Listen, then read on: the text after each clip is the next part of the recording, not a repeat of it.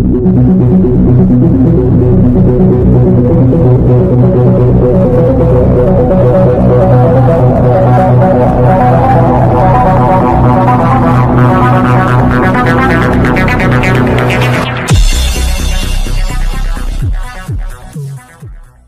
నెల 3వ తారీఖు శంకర్పల్లి మండలం టంగుటూరు విలేజ్ లో నీరట్ రవి అనే వ్యక్తి తన ముగ్గురు కొడుకుల్ని గురివేసి తను కూడా హ్యాంగ్ చేసుకుని చనిపోయిన బ్యాడ్ ఇన్సిడెంట్ మన అందరికి తెలుసు. ఈ విషయంలో పరిశోధన చేస్తే తర్వాత అతను జిఎస్ఎన్ ఫౌండేషన్ లో కొంత అమౌంట్ ఇన్వెస్ట్మెంట్ గ్రామస్తుల దగ్గర నుంచి ఫ్రెండ్స్ దగ్గర నుంచి తన ఇన్వెస్ట్మెంట్ కలెక్ట్ చేసి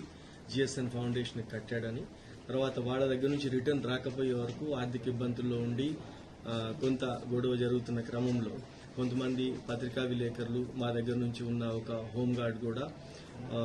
ఇతనికి ఈ విషయాన్ని బయట పెడతాము లేకపోతే ఈ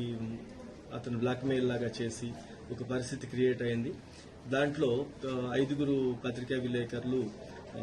ఇతన్ని దగ్గర తీసుకుని వచ్చి వాళ్ళని వాళ్ళ బావమర్ది వీళ్ళందరినీ ఒకరోజు సెటిల్మెంట్ లాగా కలిసి 5 కలిసి 25 lakhs డిమాండ్ చేయడం జరిగింది.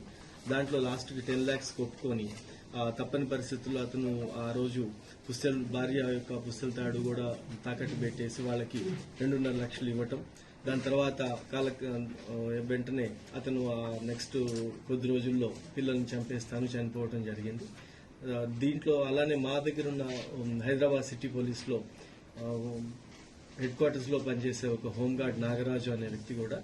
అతని దగ్గర కొంత ఇన్వెస్ట్ చేసి ఆ ఇన్వెస్ట్ కింద అతను గతంలో కొనుక్కున్న ప్లాట్లను కూడా ఆ కాగితాలు తీసుకుని వెళ్లి వేరే వాళ్ళ దగ్గర మార్టిగేజ్ చేపించి 20 lakhs తీసుకుని అతనికి పూర్తిగా ఆధారాలు లేకుండా జీవనాధారం కోల్పోయేలాగా చేయటం, ఈ అన్ని ఫ్రస్ట్రేషన్ తో అతను ఆ బ్యాడ్ ఇన్సిడెంట్ కి పాల్పడటం, అతను చివరికి ఆత్మహత్య చేసుకోవటము ఇదంతా కూడా ఎస్టాబ్లిష్ అయింది. ఈ కేసులో ఇప్పటి వరకు తెలిసిన దాని ప్రకారము మన శంకర్పల్లి విలేకరులు ఏబిఎన్ నుంచి శ్రీను, ఈనాడు నుంచి శ్రీనివాస్, నమస్తే తెలంగాణ నుంచి మహేష్,